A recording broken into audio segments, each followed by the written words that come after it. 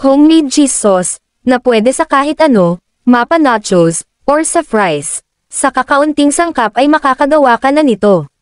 Sa ating saucepan ay tunawin lang ang margarine or butter, mga at least 1 to 2 tablespoon. Kapag natunaw na ay ilagay na natin ang all-purpose flour, mga 1 to 2 tablespoon din. Haluin hanggang sa maging smooth. Kapag smooth na at walang lumps ay pwede na natin ilagay ang 1 cup evaporated milk. Kung maramihan ang lulutuin ay maaring doblehin or triplehin ang mga sangkap na ginamit ko. Haluin paminsan para hindi mamuo yung mixture, at pakuluan ng bahagya.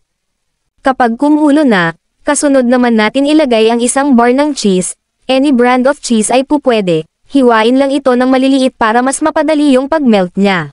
Kapag nag-melt na ang cheese ay lalagyan naman natin ito ng pampakulay, hindi food color, kundi cheese powder. Ito ay magdadagdag lasa at kulay sa ating cheese sauce. Naglagay ako rito ng mga 1/4 to 1/3 cup o hanggang sa makuha ko na ang gustong kulay ng cheese sauce. Haluin lang ito ng mabuti at simmer ng another minute and ready to serve na ito. Palamigan ng kaunti bago ipang dip or gawing toppings.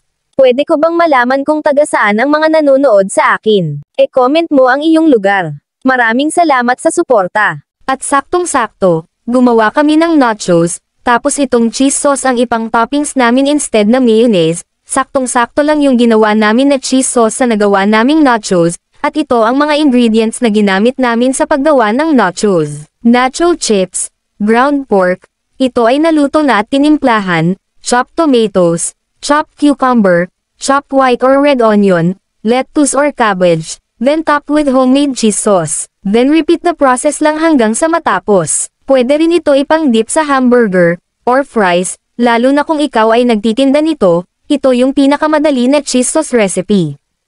So yun lang po at maraming salamat sa panonood. At kita-kits sa susunod nating pagluluto.